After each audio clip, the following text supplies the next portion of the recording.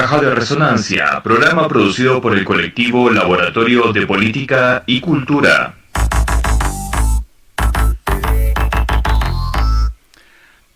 Muy buenos días, muy buenas tardes, muy buenas noches. Bienvenidos nuevamente a este programa Caja de Resonancia. Y recuerda que estés donde estés, si estás escuchándonos es porque eres parte de la alternativa. Ya el Jurado Nacional de Elecciones lo anunció, se declaró oficialmente como ganadora en la segunda vuelta electoral a la señora Keiko Fujimori, quien asumirá la presidencia a partir del 28 de julio.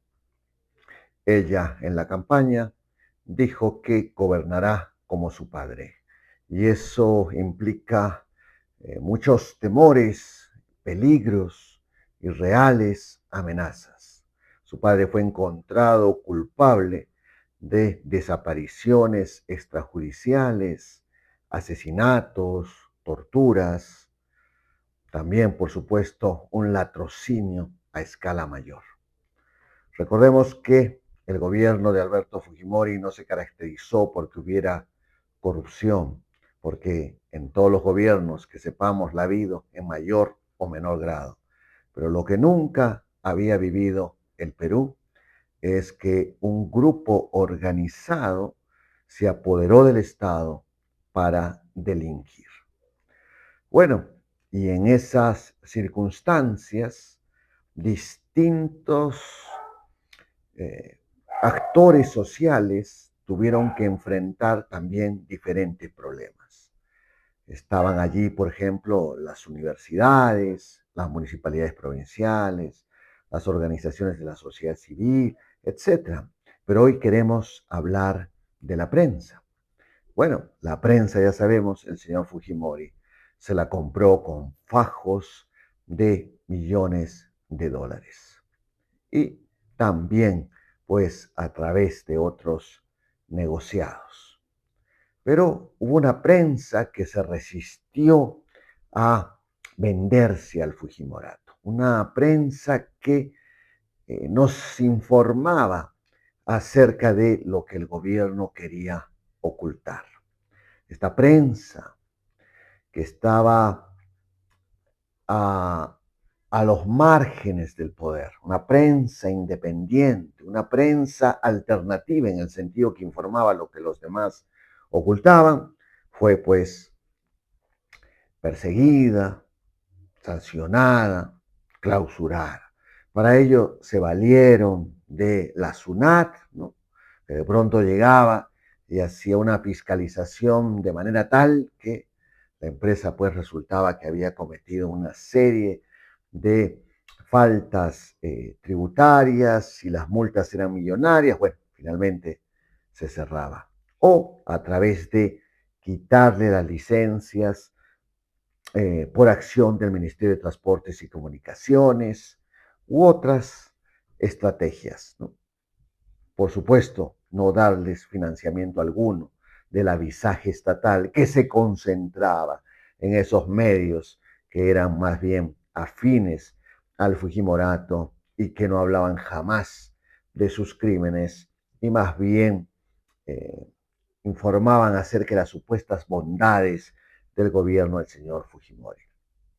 Ahora estamos a puertas del gobierno de la señora Fujimori, la hija que anunció voy a gobernar como mi padre. Y entonces muchas instituciones, muchas organizaciones de base, la sociedad civil, etcétera, se sienten pues preocupadas y entre ellas la prensa independiente. ¿Qué va a pasar con nosotros? Se preguntan. Otra vez vendrá la SUNAT a hacer fiscalizaciones con el fin de cerrarnos. Otra vez el Ministerio de Transportes y Comunicaciones pondrá en tela de juicio los permisos con los cuales operamos. Otra vez se nos quitará el avisaje estatal, ya sumamente escaso, pero de repente más escaso todavía o completamente ausente será en este segundo Fujimorato. Entonces, por ello hemos llamado a este programa El futuro de la prensa alternativa en el segundo Fujimorato.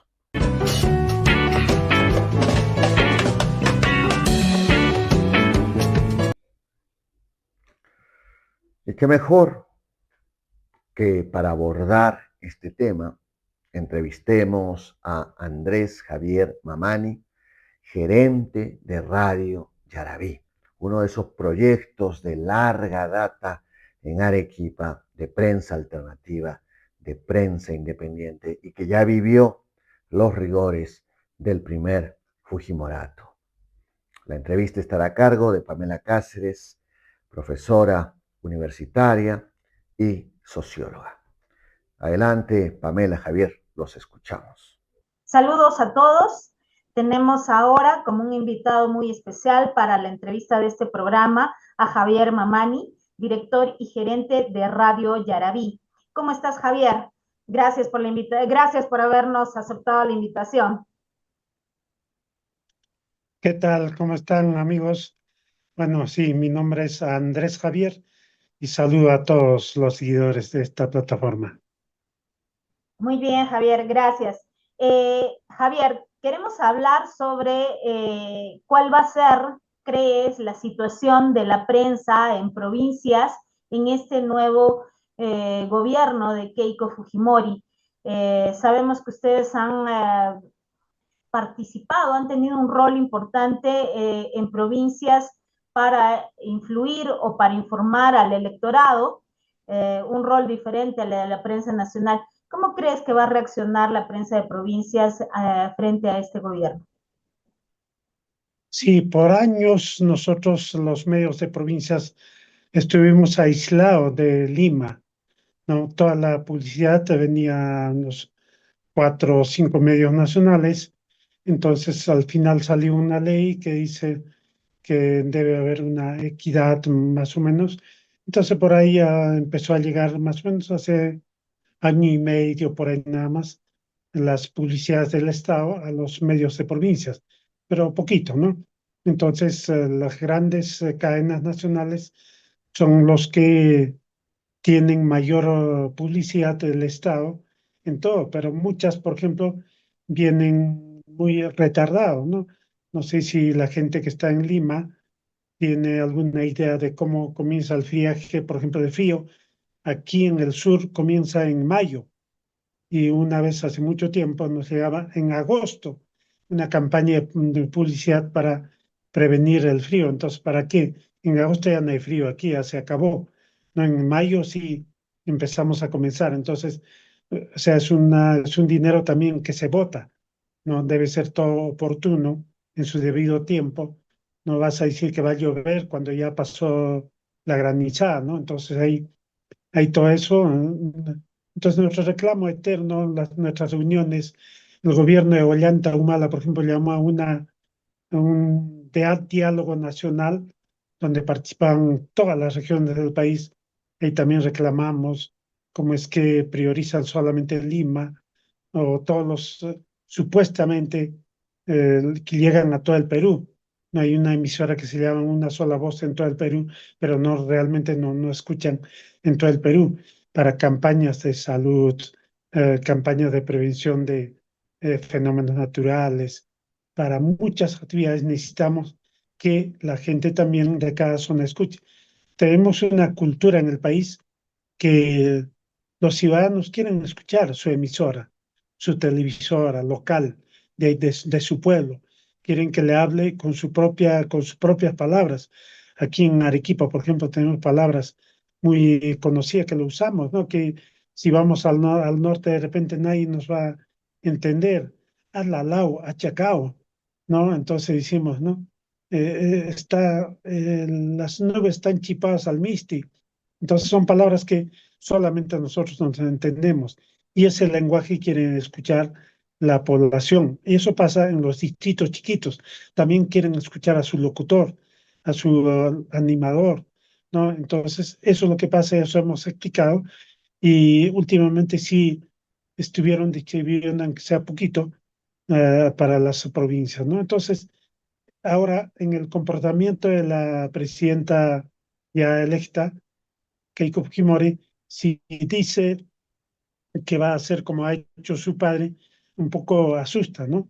Su padre a los medios de comunicación en Lima se las compró, se los compraba las líneas editoriales de cada unos 4 o 5 medios nacionales.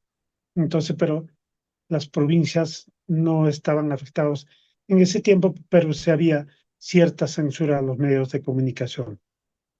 ¿Y tú crees que los medios de comunicación en provincias tengan, afuera de, digamos, esta diferencia esencial, tengan algunas otras divergencias de repente con los medios nacionales? ¿Crees que su función es distinta a la de los medios nacionales?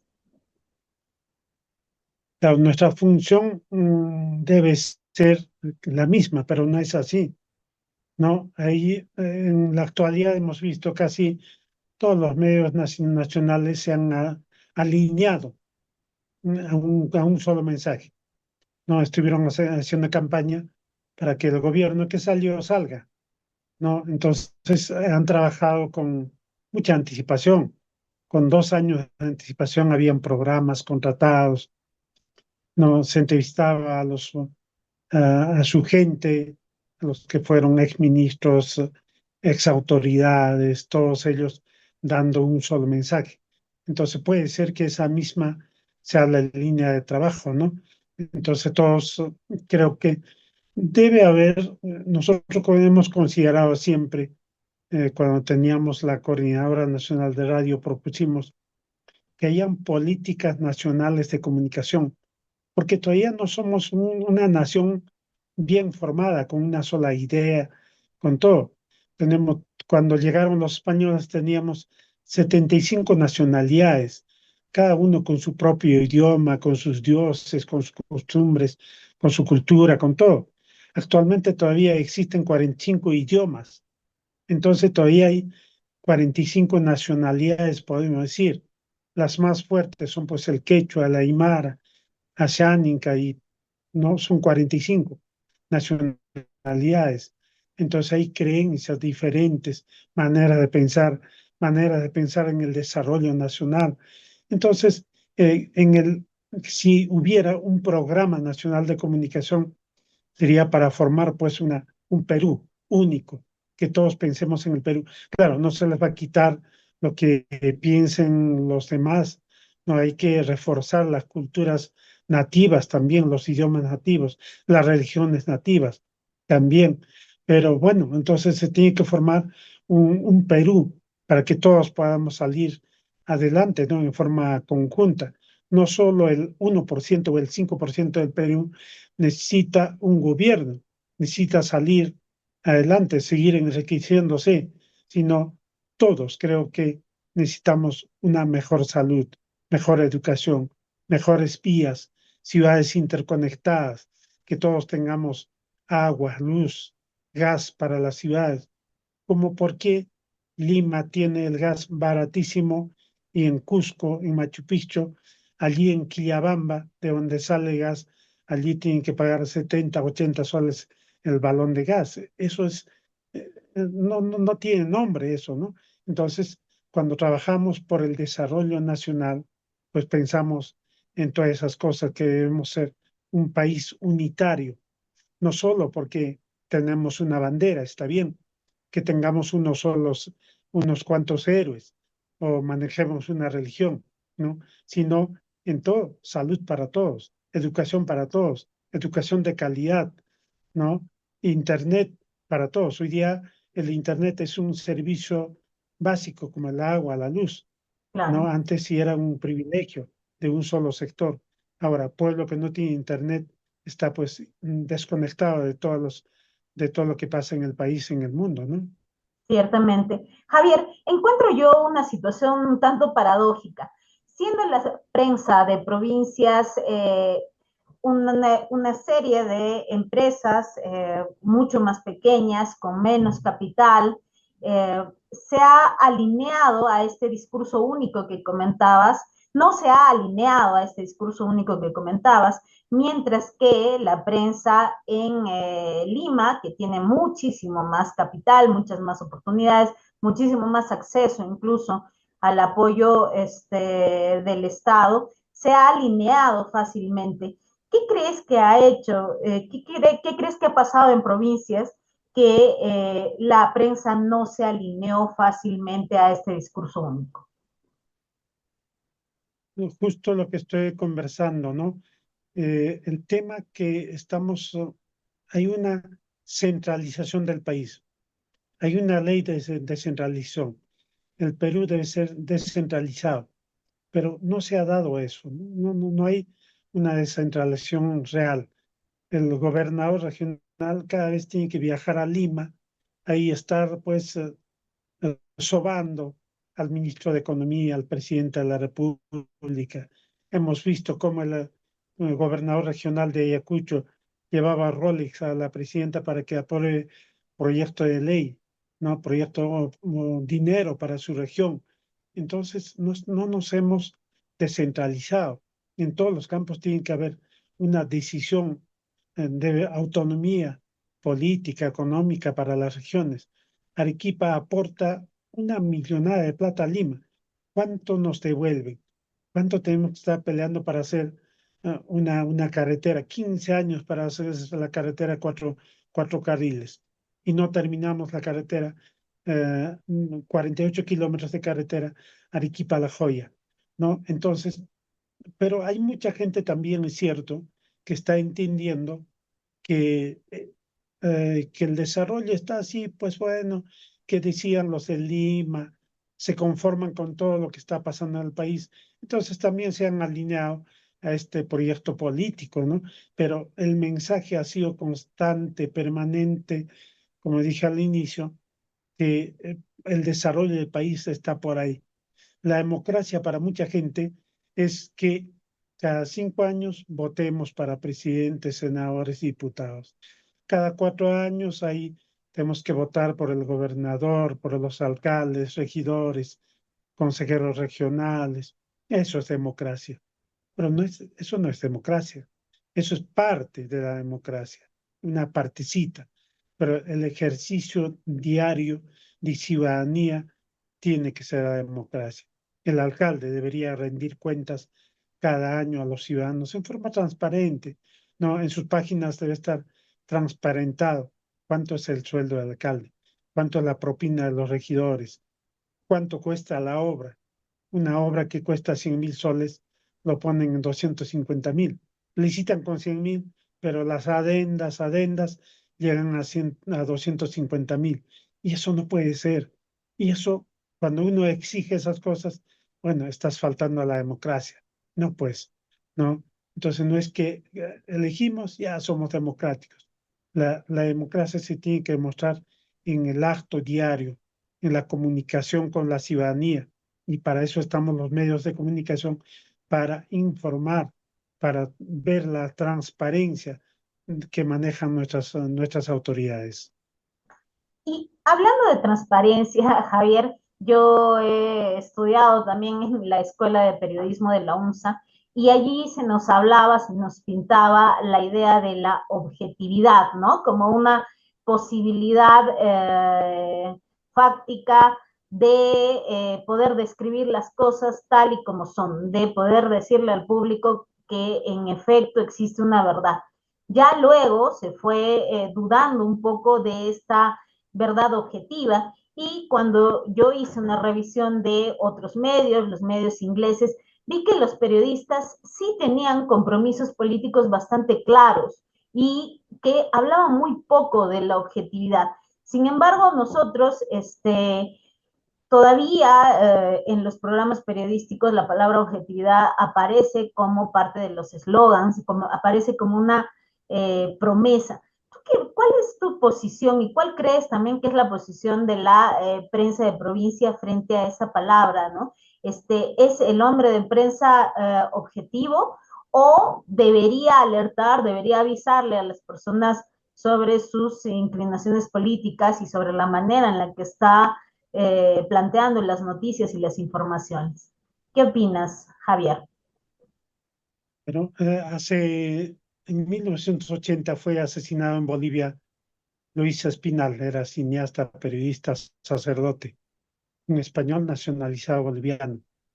Él decía, no me pidan imparcialidad, no me pidan imparcialidad cuando el 70% de mi pueblo está sufriendo hambre. Hay un 1% de ciudadanos ricos que para ellos gobierna un presidente. Cuando el pueblo reclama, pues no demuestran sus fusiles. Entonces, no voy a estar por eso, no voy a ponerme al centro. Entonces decía, voy a ponerme al lado de los ciudadanos que no tienen, no de los más necesitados, de la gente que no tiene hospitales, que no tiene educación, que no tiene comida. En el país, en el Perú, 25% de peruanos no tienen para comer suficientemente. En Puno, más del 60% de niños menores de 5 años sufren desnutrición crónica. Eso lo ha reconocido en un CADE en Cusco, en un primer ministro, lo ha dicho con su propia boca. Entonces, ponerse a ese lado no es faltar a la verdad, no es faltar, no está mintiendo. Cuando el 40% de peruanos viven en la pobreza multidimensional, justo lo que decía, que no tienen agua, desagüe, internet, no tienen energía eléctrica.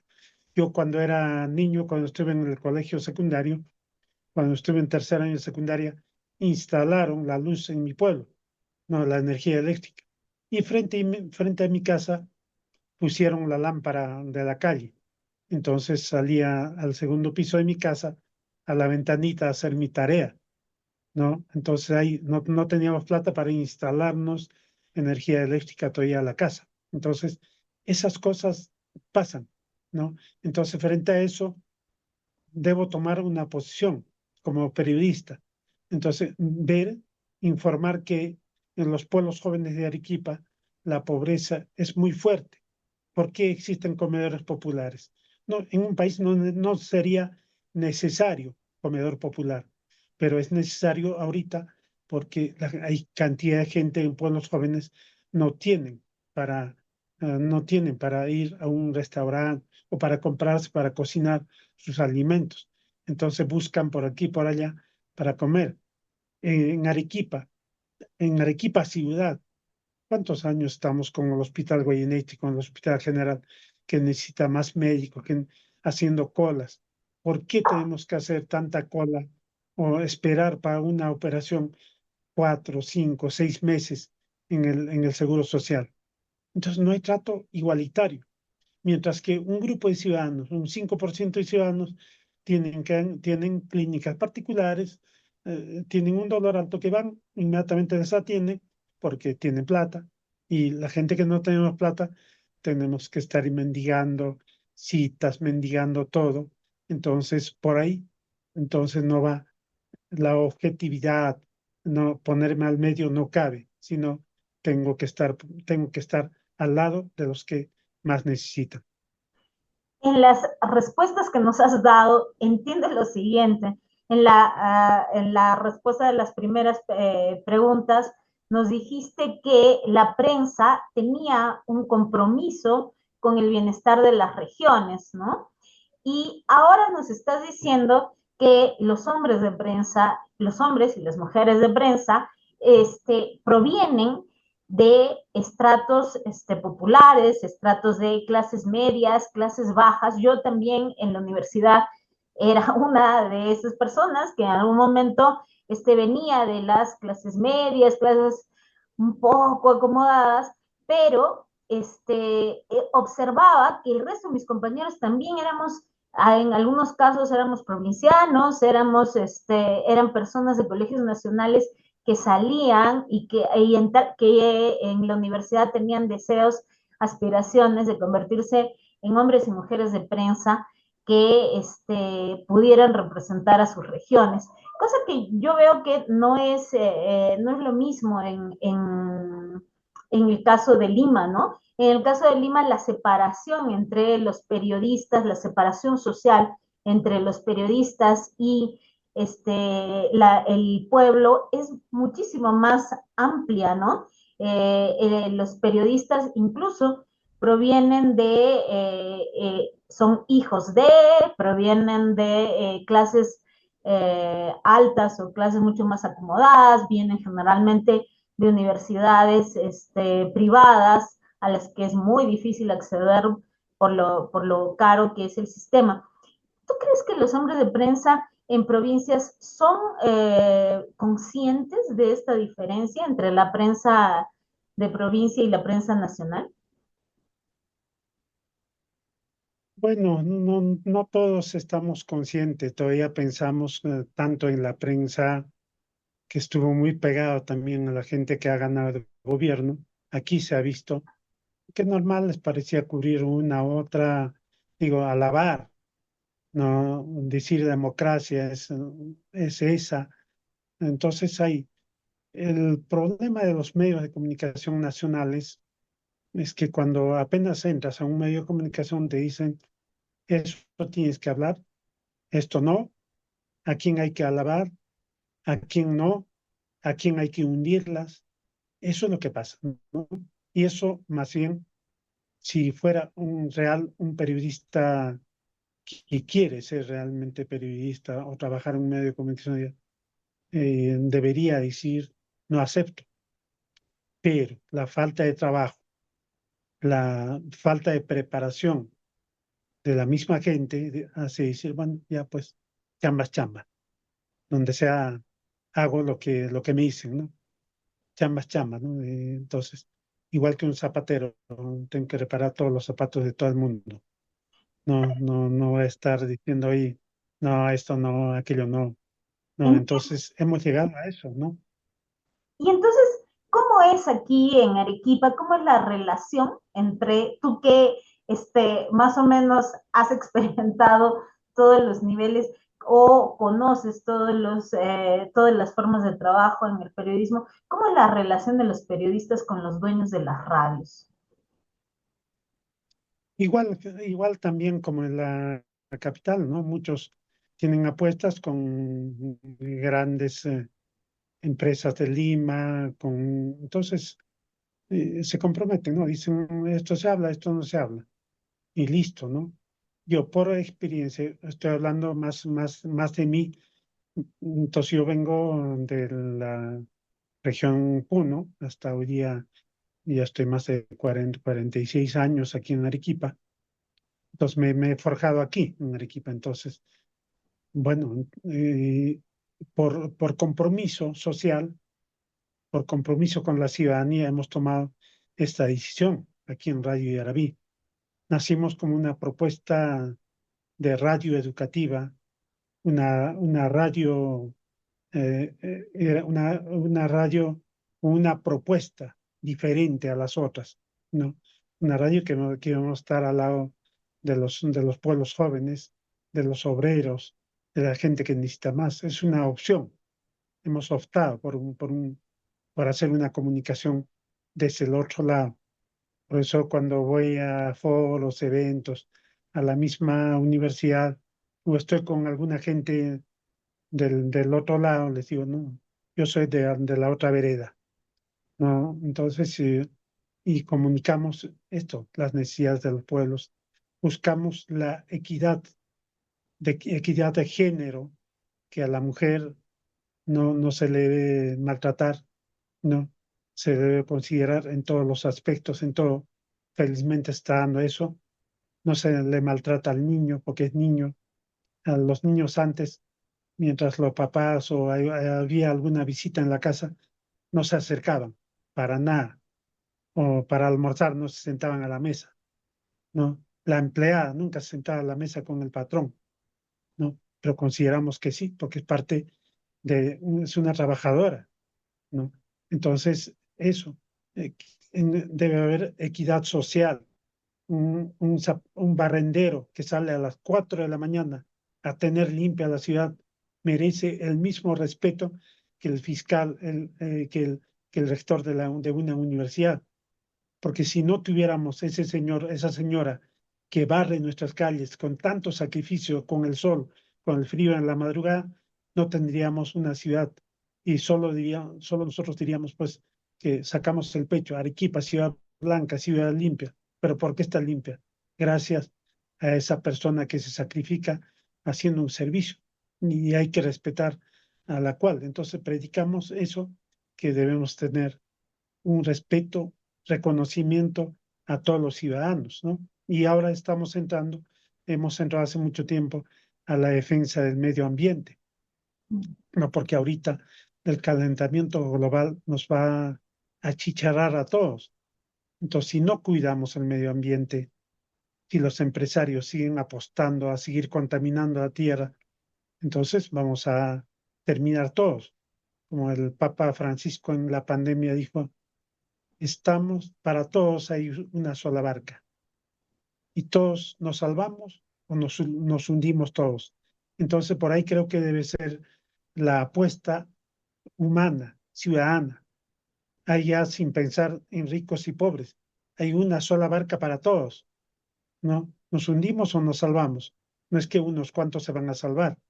Entonces, por ahí nuestro trabajo por la equidad, ¿no? Debemos salir adelante todos los ciudadanos, como ciudadanos, ¿no? Entonces, eso creo que es la práctica que hacemos aquí en Radio Yarabí. Javier, ahora me gustaría hablar sobre tu rol como director gerente de la radio. ¿Qué haces en tu experiencia? ¿Qué haces cuando aparece un periodista que tiene un pensamiento distinto a ti? ¿Qué políticas, cómo tratas a ese periodista en la radio? ¿Y cómo has visto que otros directores gerentes o dueños de radio tratan a los periodistas que tienen pensamientos distintos a la línea de la radio? Sí, para contratar a un periodista hacemos un llamado y ya nos conocen. Entonces, una sola vez vino un periodista que era, yo soy de pensamiento liberal, dijo, ¿no? Entonces ya está bien. No es que entró camuflado, no quería entrar camuflado, dijo, soy pensamiento liberal. No, dijo, nuestra apuesta es por la vida, por los derechos humanos, no, no apostamos por la muerte, apostamos por el medio ambiente, por la equidad de hombres y mujeres. Ya, entonces, no se retiró. Entonces, cuando viene personas queriendo trabajar en la radio, decimos con claridad, pues nuestra apuesta es por este sector, trabajamos por ahí. Y eso es el mensaje, ¿no?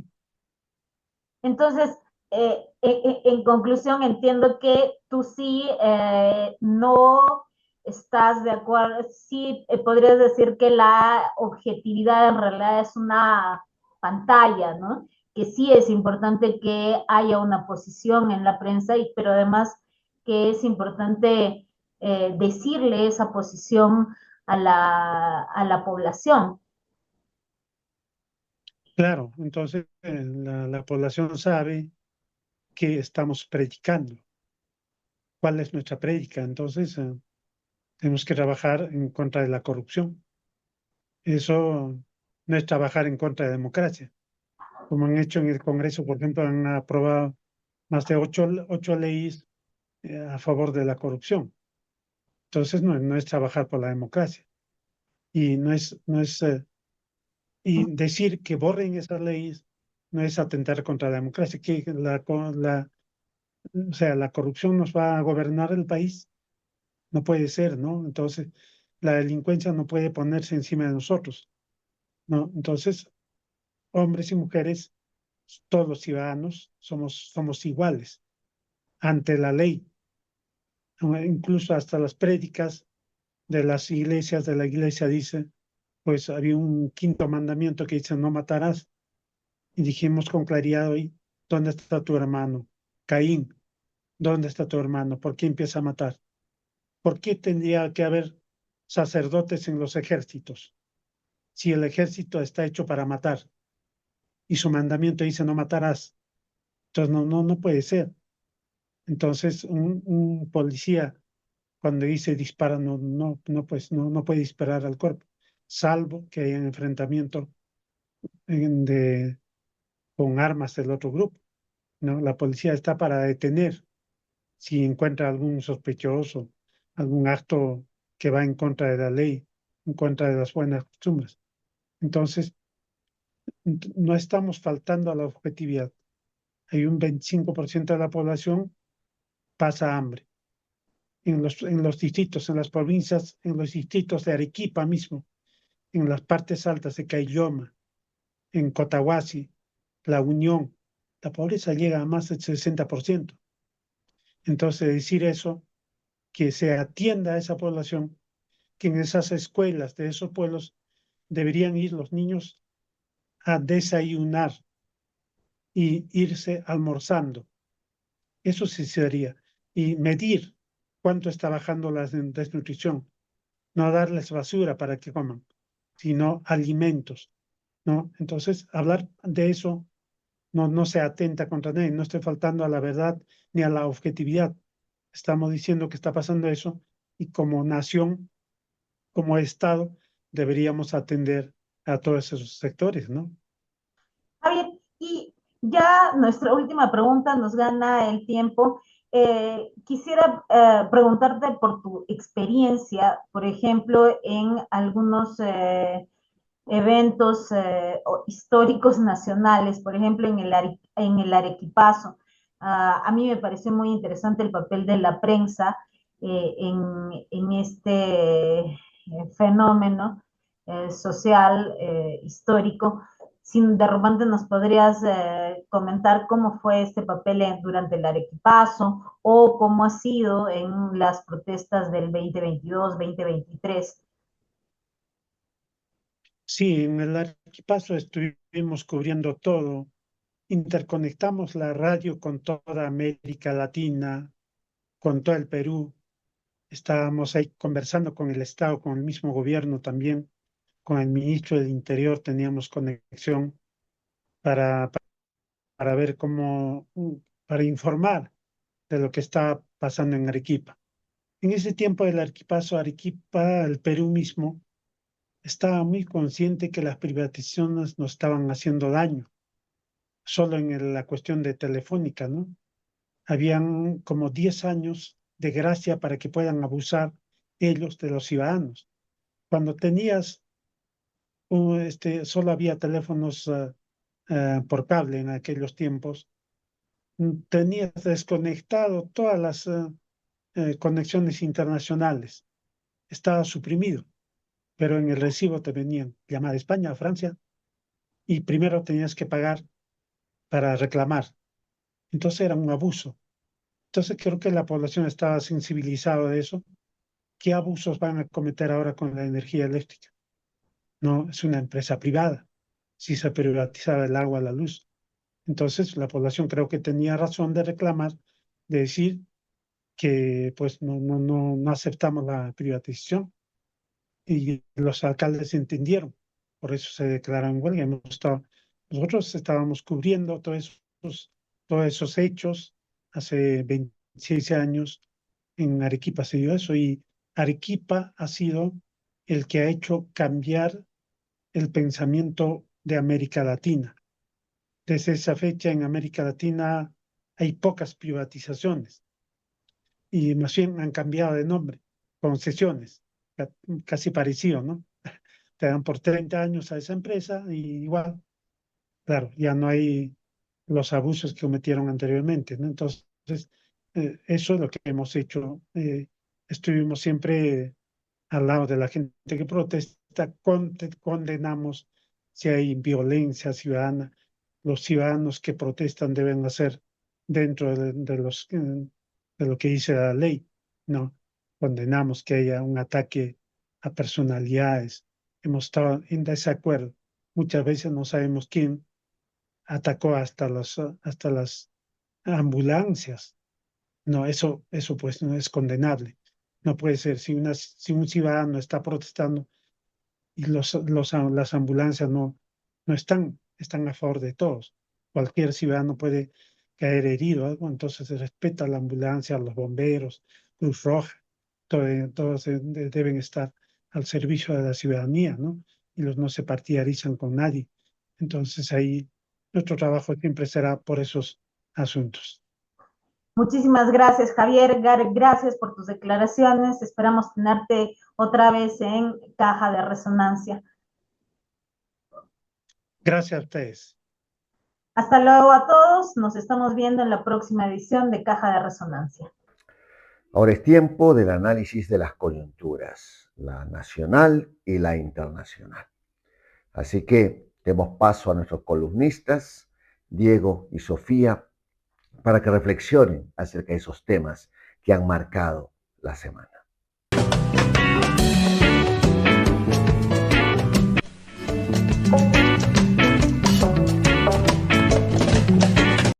El auge de las iglesias evangélicas, más específicamente las neopentecostales, en el Brasil está haciendo un gran debate en redes sociales porque se le atribuye a este crecimiento religioso la responsabilidad por el fracaso de Brasil en la Copa Mundial.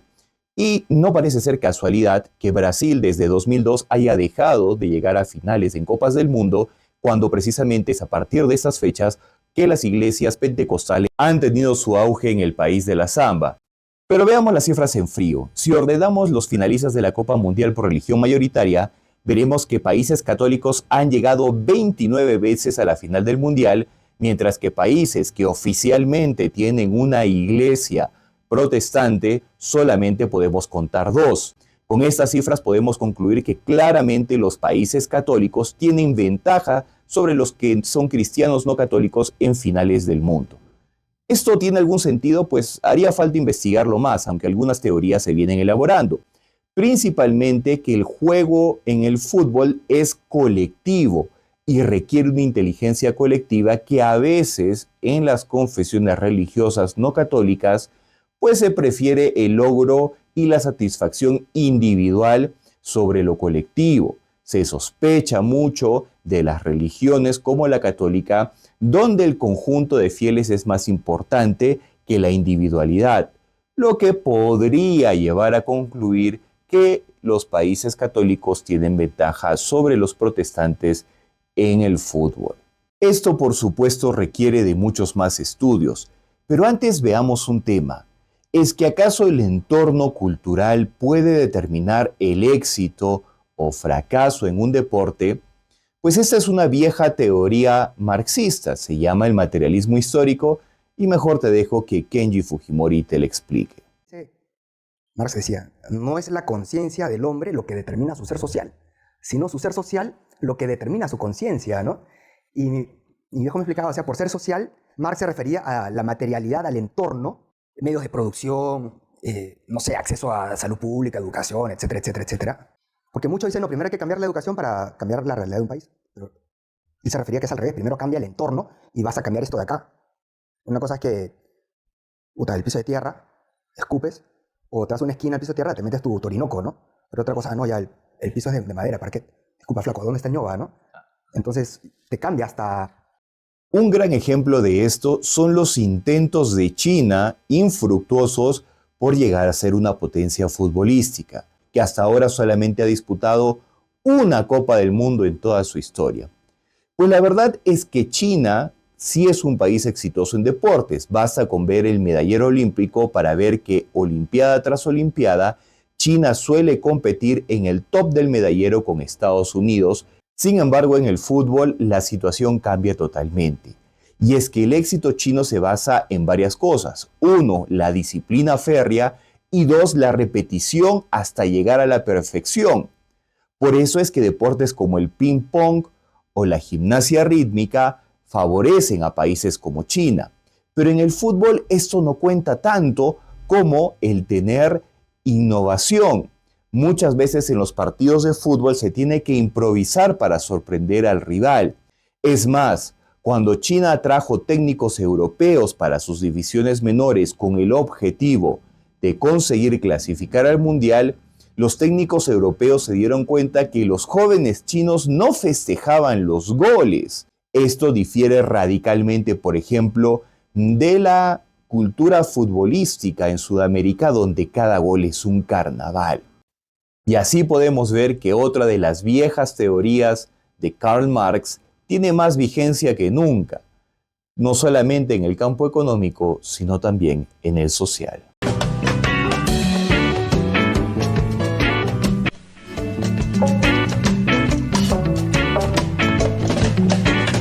El espejo de la extrema derecha europea. Mientras buena parte de la extrema derecha europea continúa presentándose como la gran defensora de la honestidad, el orden y la lucha contra las élites corruptas, una nueva investigación vuelve a colocar bajo sospecha a alguno de sus principales referentes. La Fiscalía Europea investiga el presunto uso irregular de más de 4 millones de euros de fondos del Parlamento Europeo por parte del antiguo grupo Identidad y Democracia, donde se encontraban partidos como la Agrupación Nacional de Marine Le Pen y la Liga de Matteo Salvini. La investigación se desarrolla simultáneamente en Francia, España, Italia y Bélgica. Si las sospechas terminan confirmándose, no estaríamos únicamente ante un posible caso de mala gestión de dinero público. Estaríamos frente a una contradicción profundamente política, porque una parte importante de la nueva derecha europea ha construido su discurso prometiendo acabar con la corrupción de los otros. Ha señalado durante años a las instituciones europeas como un espacio lleno de privilegios y despilfarro. Sin embargo, cuando la lupa apunta hacia sus propias organizaciones, el discurso cambia rápidamente. Donde antes había exigencias de mano dura, ahora aparecen denuncias de persecución política. Naturalmente, corresponde a la justicia determinar responsabilidades. Toda persona y toda organización merecen la presunción de inocencia, pero precisamente esa misma prudencia debería aplicarse siempre, sin importar el color político de quien esté siendo investigado. Quizás aquí haya una reflexión más profunda para nuestras democracias. La corrupción no pertenece a una ideología concreta, no es de izquierdas ni de derechas. Aparece allí donde se debilitan los controles, donde el poder deja de rendir cuentas y donde algunos creen que el dinero público puede confundirse con el interés partidario. Sin embargo, sí existe una diferencia política relevante. Mientras ciertos sectores utilizan la indignación contra la corrupción únicamente como arma electoral contra sus adversarios, una visión más amplia entiende que la transparencia debe ser un principio universal. No importa quién gobierne ni qué bandera enarbole. El dinero público pertenece a la ciudadanía y debe estar sometido al mismo nivel de vigilancia para todos. La democracia no necesita líderes que prometan ser moralmente superiores, necesita instituciones fuertes, justicia independiente, prensa libre y ciudadanos capaces de exigir responsabilidades sin convertir la política en una cuestión de fe. Porque cuando la honestidad deja de ser un compromiso y se convierte solo en un eslogan, el verdadero perjudicado siempre termina siendo el mismo: la confianza de la ciudadanía en la democracia. Ha llegado el momento de despedirnos. Sin duda, hay mucho más que hablar de este tema y de muchos otros, y seguramente las preocupaciones irán creciendo a medida que se acerque el 28 de julio, y ojalá que a partir de agosto se disipen y no vaya a ser más bien que en los siguientes meses que asuma la señora Fujimori se confirme los peores de los presagios. Bueno, Caja de Resonancia estará aquí para, desde la visión independiente, crítica que caracteriza a este programa, analizar las cosas que el gobierno vaya haciendo o pretenda hacer. Muy buenas noches, muy buenas tardes o muy buenos días. Un placer haberles tenido con nosotros. Y recuerden, como siempre decimos, si has estado aquí es porque eres parte de la alternativa. Caja de Resonancia, programa producido por el colectivo Laboratorio de Política y Cultura.